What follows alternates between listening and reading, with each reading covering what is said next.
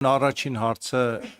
կապված է էլի թմրավաճառքի, թմրամոլության դեմ պայքարի մասին։ Ես արդեն մի տևական ժամանակ է կառավարությանը, ներքին գործերի նախարարությանը առաջարկում եմ, որ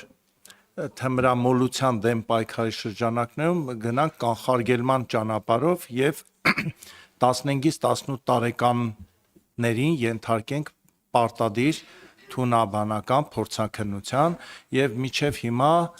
նախարարությունը այլ նախարարություններ հենվելով մարդու իրավունքների ինչ որ բաների վրա խուսափում են գնալ այս քայլին։ Ձեր կարծիքով որն է այստեղ մարդու իրավունքների գերակա շահը, այն մարդը, որը մարդու երեխային ուղարկում է դպրոց, իմանալով որ երեխան պաշտպանված է, բայց երեխան հարձակման է ենթարկվում թմրավաճառների կողմից եւ դառնում պարտադրված թմրամոլ հաճախ առողջությունը վտանգելով։ Հիմա այստեղ ես ուզում եմ ասեմ, ով այն ուժը, որ ներքին գործերի նախարարությանը թույլ չի տալիս կիրառել այս պարտադիր թունաբանական փորձաքննությունը։ Ինձ պատասխանում են, ասում են, որ գիտեք, եթե հանկարծ պարզվի, որ այս ինչը թմրամոլ է, դա իր հոգեկան աշխարհի վրա կանդրադառնա, ինքը իրեն լավ չի զգա։ Այսինքն, եթե ներքին գործերի նախարարության աշխատակիցները փորձեն ձերբակալել սրճարանի մոտ 17 տարեկան մի դեռահասի, որը կրակում է մարդկանց վրա, պետք է շատ զգուշ դա անել, որ նրա հոգեկան աշխարհը չխաթարվի։ Ոնց են անում այս դեպքում տարբերակումը։ Ես կուզեի այս հարցին անդրադառնալ։ Երկրորդ հարցը, միջև հիմա քանի արցախցի ոստիկան է անցել Հայաստանում աշխատանքի ոստիկանությունում։ Երրորդը ճանապարհներում արկա իրավիճակը դուք վիճակագրությամբ նշեցիք, որ դրական առաջընթաց է, բայց հավատացեք, օրը 1 զոհը մոտավոր էսպիսի հաշվարկով դա սարսափելի մեծ թիվ է Հայաստանի համար եւ ես ձեզ ուղղակի ոչ թե հարց կոչ եմ անում, որ այս ոլորտում առավել ուշադիր լինեք, որովհետեւ երբ որ լրահոսում լսում ենք, որ այսինչ գյուղում դեմ առ դեմ իրար են հարվածել ավտոմեքենաներ ու կամ վիրավորներ կամ զոհեր, ուրեմն այստեղ շատ անելիքներ դեռ ունենք։ Եվ մի առաջարկ չեք կարծում, որ պարեկները աշխատանքի պետք է գնան նախարարության կողմից տրամադրվող ավտոբուսներով, որպիսի առանց այն էլ նեղ խորենացի փողոցը իրենց կայանած ավտոմեքենաներով լրացուցիչ դժվարություններ չստեղծեն Հայաստանի Հանրապետության քաղաքացիների համար, որովհետև այնքան շատ են կայանում ճանապարհի այս ու այն կողմում հաճախ երկու շարքով, որ ժամը 6-ից մինչև 8-ը այդտեղով ավելի լավ է ոտքով անցնել։ Եվ վերջին հարցը չեմ տալիս ուրեմն, եթե Պարոն Ազարյան, խորենացում ոնց որ վերջին անգամ եք անցել։ Վազգեն Սարգսյանի եւ խորենացու փողոցներում հարցը կարգավորվեց 2 անգամ հանձնաժողովի նիստում դա հնչեցնելու պարագայում։ Եվ դա ես բազմից համոզվել եմ։ Եթե խնդիրներ տեսել եք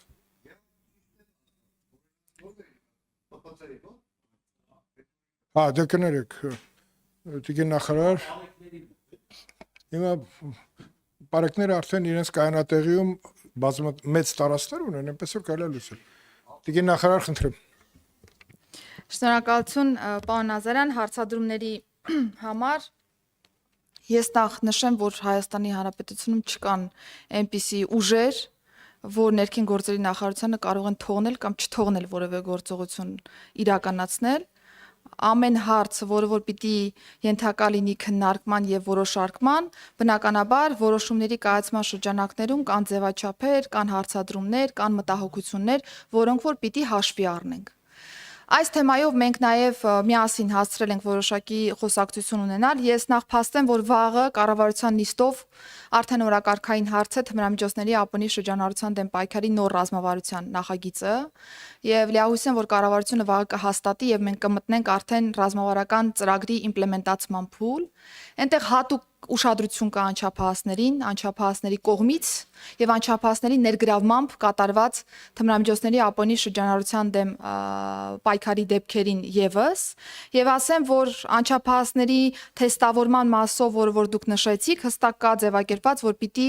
այս հարցը դառնա ուսումնասիրության առարկա եւ մենք պիտի լուծում նախատեսենք։ Լուծումները երկուսն են, կամ մենք համապարտադիր կանոն ենք նախատեսում, որ բոլոր անչափահասները կամ ձեր նշած տարիքային խմբի, կամ ավելի ցածր շեմից մինչև 18 տարեկան անձինք պիտի հանձնեն թեստերը, կամ նախատեսում ենք կամավորության սկզբունքով թեստավորման հանձնման կանոնը։ Ասեմ, որ մենք բավական տարբեր երկրների փորձառություններ ենք նայել, նաեւ դիտարկելով տարբեր իրավակարգերը, տարբեր կառավարման ռեժիմները եւ միջազգային փորձում չկա միասնական մոտեցում, թե պարտադիր եղանակն է հիմա ճիշտ, թե կամավոր եղանակը, որովհետեւ հատկապես այնպիսի պետություններում, որտեղ որ սեգրեգացիոն ռիսկերը ավելի բարձր են եւ կարող են որոշակի ազդեցություն ունենալ, գործընկերները չեն գնացել պարտադիր թեստավորման ճանապարհով, այլ ընտրել են կամավոր թեստավորման ճանապարհը։ Սա մի արգումենտ է։ Երկրորդն այն է, որ ամեն դեպքում կա նաեւ անձի ցանկությունը եւ համաձայնության տալու նաեւ կանոնը, որովհետեւ ի վերջո թեստ պիտի հանձնի այն մարդը, ում վերաբերյալ որ դեռ մենք հստակ փաստական տվյալներ չունենք, որ օգտագործում է կամ ներգրաված է որևէ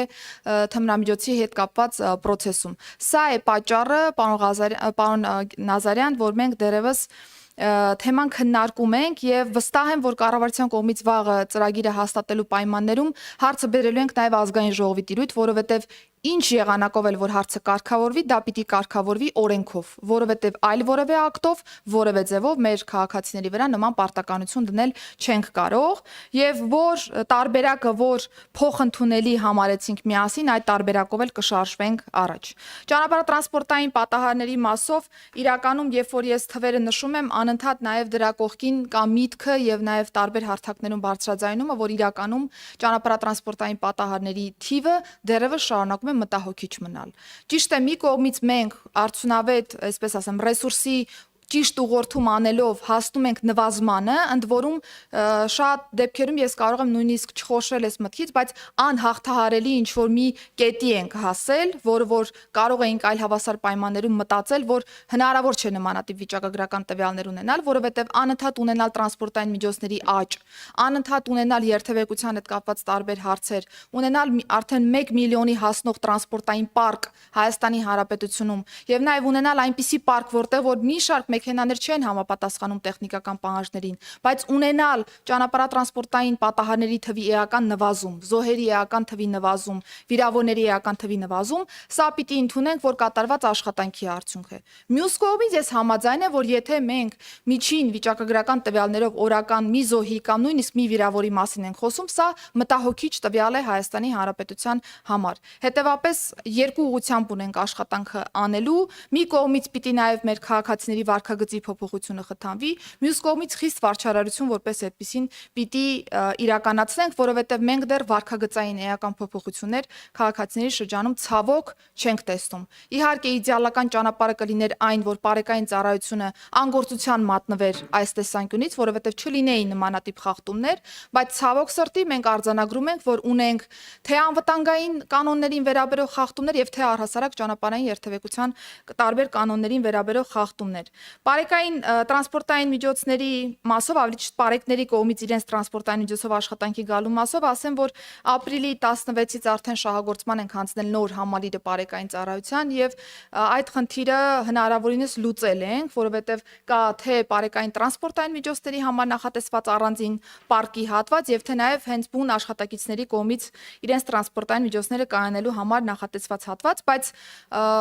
կայանման հետ կապված խնդիրները Հայաստանի Հանրապետությունում ամենուրեք են, պարոն Նազարյան, սա պիտի ընդունենք, որովհետև եթե մենք ունենք տրանսպորտային միջոցների թվի անընդհատ աճ, ենթակառուցվածքների հետ կապված նույն ինտենսիվությամբ դեռևս աշխատանքները քանի որ չեն ընթանում, այսինքն ընթանում են, բայց այն ինտենսիվությամբ, ինչ որ կա տրանսպորտային միջոցի պարկի աճի, այդպեսին չի իրավիճակը, դա է պատճառը, որ մենք անընդհատ խնդիրներ ենք ունենում, բայց այդ խնդիրները լուծելով պիտի շարժվենք առաջ, որովհետև չենք կարող կանգնեցնել կյանքը եւ մարդկանց ստիպել, որ տրանսպորտային միջոցներ չգնեն։ Իսկ Լեռնային Ղարաբաղից տեղահանված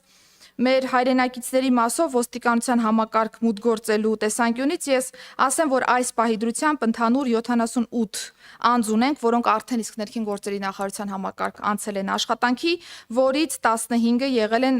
քաղաքացիական ծառայողներ, իսկ արդեն 63-ը ոստիկանության աշխատակիցներ են։ Ասեմ, որ այս աշխատանքի ընդունման process-ը բավական ակտիվ շարունակվում է, անընդհատ մենք հայտեր ենք ստանում մեր հայրենակիցներից, բնականաբար ոստիկանության համակարգ մուտք գործելը համապատասխան խողովակներով անցնելու պայմաններում միայն կարող է լինել, բայց ես